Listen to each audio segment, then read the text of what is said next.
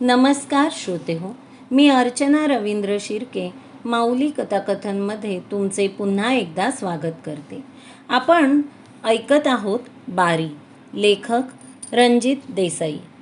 गोठ्यातल्या म्हसरांना गवत टाकून तेग्या कट्ट्यावर आला. नागी आज जेवण रांधत होती. तेग्याची अद्याप न्याहारी देखील झाली नव्हती. सूर्य वर आला होता. गावातून तेग्याच्या घराच्या रोखाने पावले टाकत येणाऱ्या एका व्यक्तीकडे तेग्याचे लक्ष गेले. तो तेग्याचा साथीदार काळूच होता. डोक्याला भगवा पटका, ठेवणीतले कपडे त्याच्या अंगावर दिसत होते. जवळ येताच तेग्याने त्याला विचारले, अगदी नवरा सजल्यागत सजलास नी? 4 दिवस कुठं होतास? काय विचारू नगस, काळू कट्ट्यावर बसत म्हणाला. त्याचे डोळे लाल बुंद दिसत होते. चेहरा राखेसारखा काळा पडला होता. तेग्याने काही न बोलता चंची काढली आणि सुपारी कातरून काळूच्या हातावर ठेवली. पान खाईपर्यंत तेग्या काही बोलला नाही. शेवटी काळूला राहावे ना. तो म्हणाला, सुतकट्ट्याला गेलो होतो. तेर का? संग्या बाळ्याचा खेळ होता. सुतकट्ट्याला? तेग्याने आश्चर्याने विचारले. मला पत्ते बी नाही की, तू तरी बोलवायचंस? खुळा का काय? मला तरी कुठं पत्त्या होता? नडगट्ट्याला गेलो होतो तेव्हा समजलं, मग तसाच सुतकट्ट्याला गेलो. खेळ रंगला? काय विचारू नगस तेग्यादा. रातीला सुरू झाला तो दिस उजाडल्या पातूर चालला बरा. डुब्या रातीत डोळा म्हणून कसला तो मिटला नाही. लई आरबाट खेळ झाला. शपथ देवाच्यान सुटली म्हण. आणि तेग्यादा चिमणा आणली होती. छा, तशी बाईच बघटली नाही म्या. अशी सोन्याहून पिवळी धमक, दुकानातल्या बावलीगत. नाचकाम बघावं तर तिचंच, कशी अगदी मोरागत नाचत होती. काय म्हणतोस? तेग्या डोळे विस्पारून म्हणाला. आता ते तुझ्याकडचं नव्हं. मी बोलणी बी करून आलूया. कसली? खेळाची. इन म्हणली ती. आली तर गेला असती या ती. पण समद्यांचा विचार नग का घ्यायला? घेऊ के. आता तूच मागं हटलास तर मात्र खेळ होणार नाही. तुझ्या मोरं कोण जाणार? मग असं करू काळू, आज सांच्याला ये. समद्याचा विचार घेऊ. कसं म्हणतो यास? वय तेच बेस. जा तुम्ही. अरे पान तरी खा. नग आता जाऊन पडतो अधुगर. नग आज जाऊन पडतो अधुगर. पार अंग एका बाजूनं बसून ताटले बघ. बरं जा तर. काळू निघून गेला तरी तेग्या तेथेच बसून राहिला. त्याच्या डोळ्यांसमोर आता चिमणा दिसत होती. मोरासारखी नाचत होती, हलगी घुमत होती. तेग्या पचकन कट्ट्यावरून थुंकला. लाल जर्द रेघ खालच्या दगडावर उठली. तेग्या उठला आणि स्वतःशीच नडी बाळ्या होगून पॅटगा म्हणत घरात शिरला. दिवस मावळल्यावर तेग्याच्या घराच्या कट्ट्यावर एक एक जण येऊन बसू लागला. जेव्हा 5-25 लोक जमले तेव्हा एकाने विचारले, तेग्यादा मोठा बेत आखलास जणू? वय, तेग्या म्हणाला. कामगिरीवर जायचं काय? कुणीतरी अधीरतेने विचारले. काळू, तेग्याने हाक मारली. काळू भिंतीला टेकून बसला होता. त्याने आवाज दिला, हत हाय मी. सांग समद्यासनी, तेग्या म्हणाला. काळू एकवार खाकरला आणि म्हणाला, आम्ही गावात खेळ करावा म्हणतो. खेळ? वय, संग्या बाळ्याचा. साऱ्या तरुण पोरांचे चेहरे हरकले. म्हातारी माणसे विचारत पडली.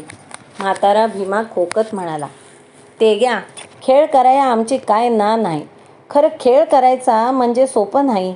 लय मोठा घोळ आहे त्यो. एवढे बोलेपर्यंत भीमाला धाप लागली. तो खोकू लागला. त्याच वेळी कट्ट्याच्या एका कोपऱ्यातून आवाज आला, चायला, पोरं खेळ करतो म्हणत्यात तर तुझा जीव का जातूया? खेळ बघूनच मर की. कोण ते? भीमाने विचारलं. का? मी मल्ला. मल्लाचा आवाज ऐकताच तेग्याच्या ओठावर हसू फुटले. भीमा चपापला आणि म्हणाला, तसं नव्हं मल्ला. मी नग कशाला म्हणन, पण खर्ची बघून काय करायचं ते करा म्हणतूया. खेळ करायचा म्हणलं तर किती पैसा लागत्याल? कुणीतरी विचारलं. नाही म्हणलं तर 2-3 शंभरा तरी लागत्याल, काळू म्हणाला. एवढं कशास? मल्लाने विचारलं. कशास म्हणजे? चिमणाच गेलं 4 हिसाब, मग बत्त्या हाईत, पडदे हाईत, मास्तर हाय आणि मांडव हाय. असू दे, तेग्या म्हणाला. मी घालीन 100 रुपये. बाकीचं गावानं सोसावं. कसं? वय वय साऱ्यांनी माना डोलावल्या. खेळ करायचं ठरवले. गावात खेळाची बोलणी सुरू झाली. 4 दिवस गेले आणि काळू तालीम मास्तर घेऊन आला. काळूच्या घराच्या पडवीत बैठकीची जागा ठरली. हलगी, कडाण्याचे जोड, टाळ येऊन पडले. काळू बेरडाच्या घरातून दिवसा रात्री अपरात्री हलगी कडाण्यांचा आवाजात टाळ खणखणू लागले. सारी बेरडवाडी हलू लागली. फार दिवसात जे पाहायला मिळाले नाही ते बघायला मिळणार म्हणून म्हातारी माणसं मनात हरकली. तरणी ताठी पोरे संग्या बाळ्याच्या माजाने गावातून फिरू लागली. बैठकीच्या खोलीसमोर लहान सहान पोरांची झुंबड उडू लागली. तेगा आपल्या बसाड्या सुरात मास्तरबरोबर गाणे गाऊ लागला. ऐकणारे डोलू लागायचे.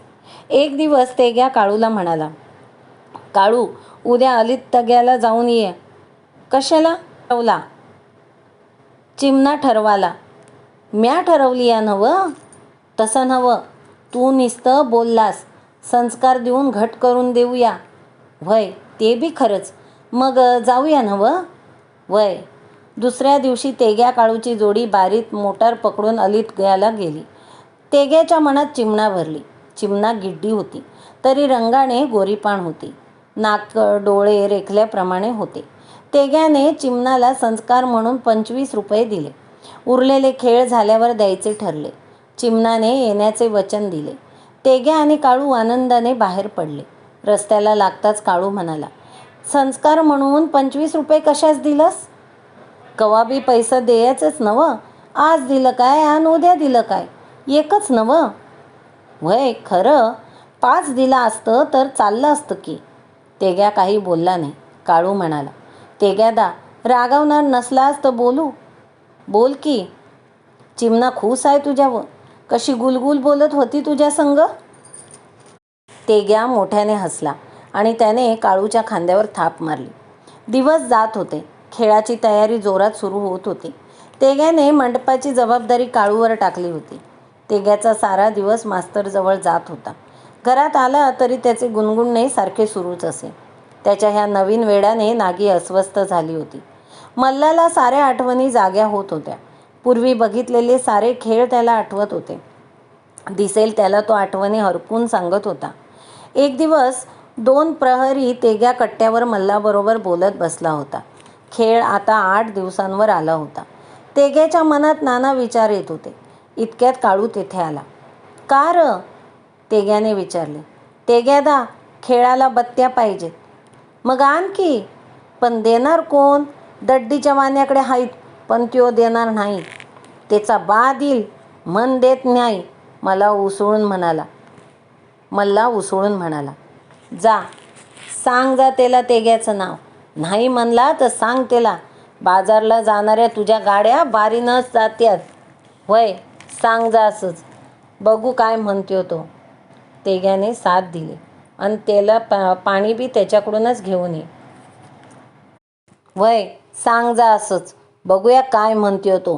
तेग्याने साथ दिली. आणि तेल पाणी बी त्याच्याकडनंच घेऊन ये, मल्ला म्हणाला. आणि तो तेग्याकडे वळून म्हणाला, अरे तू बी जा संग. तुला नवी पैरण धोतर आणि काय लागल ते घेऊन जा. पण पैसं? तेग्यानं विचारलं. सावकार हाय नवं, घे त्याच्याकडनं. वय, तसंच करतो. तेग्या उठला. त्याने कपडे घेतले आणि दोघांनी दड्डीची वाट धरली. दड्डीला पोहोचल्यानंतर तेग्याने काळूला वाण्याकडे पाठवून देऊन तो स्वतः सावकाराकडे वळला. सावकाराच्या वाड्यात तेग्या आतल्या चौकात पोहोचला. तेव्हा सावकार सोप्यातल्या झोपाळ्यावर बसून झोके घेत होता. 5-6 लोक कट्ट्यावर बसले होते. तेग्याला पाहताच सावकार म्हणाला, ए तेग्या, केव्हा आलास? आता ह्यो चालू सरकार. म्हणून तेग्या कट्ट्यावर बसला. त्याने आपला घाम टिपला. तेग्या, फार दिवसांनी आलास रे, सावकार म्हणाला. जरा कामगिरी होती सावकार. सावकार गडबडीने उठला. ये आत ये म्हणत तो माझघरात गेला. पाठोपाठ तेग्या गेला. सावकार हळू आवाजात म्हणाला, अरे असल्या कामगिऱ्या रात्री करायच्या, दिवसा येतोस, शहाणाच दिसतोस. बरं, काढ माल. माल? कसला माल? तेग्याने गोंधळून विचारले. माल आणलास ना, सावकाराने विचारले. तेग्याच्या लक्षात आले. नाही सावकार, तसली कामगिरी नाही. मग? सावकाराचा आवाज बदलला. जरा नड होती. 50 रुपये पाहिजेत. 50 रुपये? सावकार किंचाळला. खान आहे की काय माझ्याजवळ म्हणे 50 रुपये पाहिजेत. तेग्या त्या वेडावण्याने संतापला. तो राग आवरीत म्हणाला, सावकार, काय बी झालं तरी नड भागवाया पाहिजे. का? काय बांधला गेलोय का काय तुझा? तुला पोसायचा मक्ता घेतला नाही मी. खबरदार सावकार, जादा बोलाचं काम नाही, सांगून ठेव तू. मला तेग्या म्हणत्यात. 10 वर्षामागं सोनाराची नळी फुंकत बसला होतासा. म्या बघितलंय ते. डोईनं डोईची कमाई तुमच्या हातात वतली आणि दिलंसा ते घेतलं आम्ही, म्हणून ह्यो वाडा बांधलासा. सोनाराचा सावकार झालासा. मनात आणलं तर रातीत जाईल सारं. मग बसलेला टाळ्या वाजवीत. मला धमक्या देतोस? सावकार थरथरत म्हणाला. धमक्या देत नाही, करून दाव तू. बोला सावकार, काय बेट ठरला? तेग्या मिशीवरून हात फिरवीत म्हणाला. तेग्या, वाघ आहेस बघ. सावकार उसन्या रिटाईने हसत म्हणाला. अरे तुला नाही द्यायचे तर कुणाला? थांब, आणतो पैसे. सावकाराने दिलेल्या नोटा मोजून त्याने कशात ठेवल्या आणि तो बाहेर पडला. दारातच काळूची गाठ पडली. काय काळू, काय झालं तिचं? काम फत्ते, काळू म्हणाला. तुझा सांगावा दिला. तेल पाणी घालून बत्त्या देतो म्हणला. दोघेही मोठ्याने हसले आणि त्यांनी पेठेचा रस्ता धरला. त्या रात्री तेग्या नागीपुढे शहापुरी लुगड्याची घडी उघडत म्हणाला. हे बघ, काय आणलं या ते. 7 रुपये दिलं. मला? नागीने घडी हातात घेत म्हटले. नाही, गावाला. तेग्या हसत म्हणाला. वा, खेळाच्या वक्ताला मी तेवढा सजणार आणि तुझ्या अंगावर काही न ग होय? मनात भरलं का नाही? मनात न भराया काय झालं? एवढं आप्रूवाईनं आणलं सा, हेच मोठं. ते राहू दे, जेवून जाया हो मला. मास्तर वाट बघत असतील माझी. जवा तवा मास्तर, नागी फुरगटून म्हणाले. कुठलं येडं शिरलं या कुणास ठाव. तेग्या गावातल्या गालात हसला. तोच बाहेरून आक आली. तेग्यादा. कोण ते? मी काळू. काय र? म्हणत तेग्या बाहेर आला. दोघांची कुजबूज झाली. काळू निघून जाताच तेग्या आत गेला आणि नागीने वाढलेल्या पानावर बसला. पहाटेला तेग्याला जाग आली ती काळूच्या हाकेने. आलू म्हणत तेग्या उठला. येरवाळीच कुठं? नागीने विचारले. विचारलंस? आता काय होतंय काम? कसलं काम? च्या आईला बस की गप. सकाळच्या पाऱ्याला गाडी कशाच देतूस? कुठं निघालास ते सांगितल्या बिगर मी जाऊ द्यायची नाही. अगं 4 दिवसावर खेळ येऊन पडलाय, चिमणा आणाय न ग वय. मग तू कशाला जायला पाहिजे? काळू आत आला. त्याच्या कानावर हे सर्व गेले होते. तो म्हणाला. आका, त्यो आल्या बिगार जमाचं नाही. का र? हिची कोण लागती या ती? तसं नव्ह आका, म्या एकटं गेलो आणि तिनं मधीच काहीतरी स्वांग काढलं तर? संग कोणतरी असलं म्हणजे बरं. चल र काळू, ही असंच तोंड वाजवायची. चल, म्हणत तेग्या घराबाहेर पडला. काळूच्या घरासमोर 2 गाड्या जुंपल्या होत्या. यल्ला, मल्ला इत्यादी 4 गाडीत बसले होते. तेग्याने विचारले. मामा, तू बी येणार? वय. तेग्या काही बोलला नाही. एका गाडीत चढून तेग्याने कासरा हातात घेतला. दुसरी गाडी काळूने धरली. तेग्याने कोशाचा फेटा बांधला होता. अंगात कोट, पैरण व धोतर होते. तेग्याने गाडीभोवती जमलेल्यांकडे एकवार पाहिले आणि तोंडात बोटे घालून जोराने शीट फुंकली तसे बैल उधळले. गाड्या बघता बघता दिसेनाशा झाल्या. नागी मात्र पडवीत उभी राहून हा सारा गोंधळ पाहत होती. तिच्या चेहऱ्यावर नाखुशी दिसत होती. अलितग्याला जेव्हा गाड्या पोहोचल्या तेव्हा चिमणा त्यांची वाट पाहतच होती. ऊन कमी करून त्यांनी परत गाड्या जुंपल्या. तेग्याने चिमणाला आपल्या गाडीत शेजारी बसवून घेतले. पाठोपाठ मल्ला पण वर चढला. बाकीच्यांनी काळूची गाडी पकडली. काळूने बैलांची शेपटी मुरगळली आणि चाबूक हवेत उडवला. बघता बघता तेग्याच्या गाडीला मागे टाकून ती गाडी लांब गेली. तेग्याने चिमणाकडे पाहिले. तिच्या नजरेचा अर्थ त्याच्या ध्यानी यायला फार उशीर लागला नाही. बैलांच्या पाठीला चापकाची वादी शिवली आणि बैल हरणागत उधळले. हळूहळू काळूच्या गाडीचे अंतर कमी होऊ लागले. काळूच्या गाडीतले लोक मागे पाहून ओरडत होते. मल्लाला हादरे सहन होत नव्हते. तेग्याच्या गाडीत बसल्याचा त्याचा पश्चाताप होत होता. चिमणा गाडीच्या हादऱ्याने हेलकावे घेत होती. तेग्याच्या पाठीवर पडत होती. तेग्याला तो स्पर्श सुखावह वाटत होता. बैलांवर वाकून तो त्यांना पिटाळत होता. जोरजोराने ओरडत होता. मध्येच उसंत घेऊन चिमणाकडे पाहत होता. बघता बघता त्याने काळूची गाडी गाठली. तेग्याने गाडी पुढे काढली. कासरे ओढून त्याने बैल थांबविले. बैल सावकाश जाऊ लागले. तेग्याने वळून पाहिले. काळूची गाडी ही मंद गतीने पाठोपाठ येत होती. तेग्या पाहतो आहे हे लक्षात येताच काळूने एकदम सुरुवात केली. कसं येऊ मित्रा मी तुझ्याबरोबर? चिंध्या लोंबल्यात अंगावर फार. वा वा शाब्बास. काळूच्या गाडीतील लोकांनी एकच गिल्ला केला.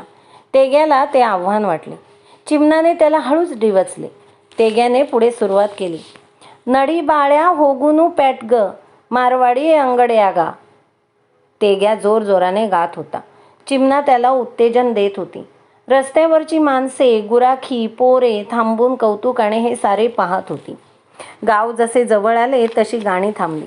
पुन्हा गाड्या जोराने धावू लागल्या आणि थोड्याच वेळात बेरडवाडीत शिरल्या. सरांचा आवाज पुढे जाऊन पोहोचला होता. साऱ्या बेरडवाडीच्या पोरांनी गाड्यांची बातमी गावात पोहोचवली होती. गावच्या वेशीत निम्मा गाव जमा झाला होता. तेग्याने राम्याच्या घरासमोर गाडी उभी केली आणि राम्याला हाक दिली. राम्या गाडीजवळ येताच तेग्याने विचारले, झाली मोकळी? राम्याने मान हलविली. तेग्या उडी टाकून खाली उतरला. बैल सोडले आणि त्याने चिमणाला उतरण्याची खूण केली. राम्याच्या मोठ्या घरात दोघेच राहत होते. एक राम्या आणि दुसरी त्याची बायको. परसात एक स्वतंत्र खोली होती. त्या खोलीत चिमणाला ठेवायचे ठरले होते. हाय पसंत? तेग्याने चिमणाला विचारले. चिमणाने सगळी खोली न्याहाळली. कोपऱ्यात ठेवलेले बाजले पाहिले आणि तेग्याकडे पाहून ती हसली. तेग्या अकारण लाजला. चिमणाची पत्र्याची पेटी आणि वळकटी आत आणून ठेवली गेली. तेग्या घराकडे वळला. घरात पाऊल टाकताच मल्ला दिसला. तेग्याने विचारले, नागी कुठं आहे? मल्लाने मान फिरवून ती घरात असल्याचे खुणेनेच सांगितले आणि गप्प बसून चिली मोडू लागला. तेग्या आत गेला. नागी चुली पुढं बसून काहीतरी गरगटत होती. तिने तेग्याकडे पाहिले आणि परत तिने आपली नजर रटरटणाऱ्या गाडग्याकडे वळवली. तेग्या भिंतीला टेकून बसला. चंची सोडून पान खाल्ले तरी नागी गप्पच. तेग्याला राहावेना. बोलनास? तेग्याने विचारले. काय बोलू? आली नव चिमणा? वय बाळातीन हाय काय ती? का? कोण म्हणतं? नाही, खोलीत बाजला घातलायसा म्हणून विचारलं. तेग्या काही बोलला नाही. बाहेर जाऊन त्याने पानाची पिंक टाकली आणि तो मामा शेजारी बसला. मामा म्हणाला, तेग्या काय? अरे असं बसून भागणार नाही. खेळ कुठं करणार? कुठं म्हणजे? जागा कंची म्हणतो. परशाचा परड दावला या की. कवा गेला होतास परड बघाया? म्हणजे काय? अरे 2 दिवसावर खेळ आलाय. अजून मेडी नाहीत, मांडवाचं सामान जागेवर नाही. कवा करणार हे सारं? अरे 10 गावचा माणूस जमल. मग मी एकटा काय म्हणून करणार? ती जिम्मेदारी काळूची होती. काळूला काही 7 हात वय? 10 जणांचं 10 हात लागलं तरच होईल. तेग्या त्याने चांगलाच भानावर आला. दुसऱ्या दिवशी 5-25 पोरे परडे साफ करू लागले. जंगलातून मेढी येऊन पडल्या. गाड्या निखळून चाके उभी केली गेली. जात्याच्या पेंड्यांनी फळ्यांनी धाबा भरून निघाला. रंगमंच एकदाचा उभा राहिला. काळू म्हणाला, ह्यो झालं खरं. पडदं कुठं हाईत? पडदं? आतापर्यंत हे तेग्याला लक्षातच आले नव्हते. सारे पुरे गोंधळले. आता पडदे कोठून आणायचे? सारी डोकी खांजळत होती. तेवढ्यात मल्ला म्हणाला, अरे गावात जरीचं पटकं मायंदाळ असत्याल तेच करूया पडदं. गावातील बासने उसकटली गेली. पडदा तयार झाला आणि तेग्याचा जीव भांड्यात पडला. तेग्याने हर्षभराने मंडपाकडे पाहिले. त्याला हायसे वाटले, पण त्याच वेळी पोटात पडलेल्या आगीची त्याला जाणीव झाली. तेग्याने सकाळपासून तोंडात काही देखील घेतले नव्हते. तेग्याची पावले घराच्या रोखाने वळली. रामाच्या घराजवळ येताच त्याची पावले आपोआप चिमणाच्या खोलीकडे वळली. तेग्याची पावले घराच्या रोखाने वळली. राम्याच्या घराजवळ येताच त्याची पावले आपोआप चिमणाच्या खोलीकडे वळली.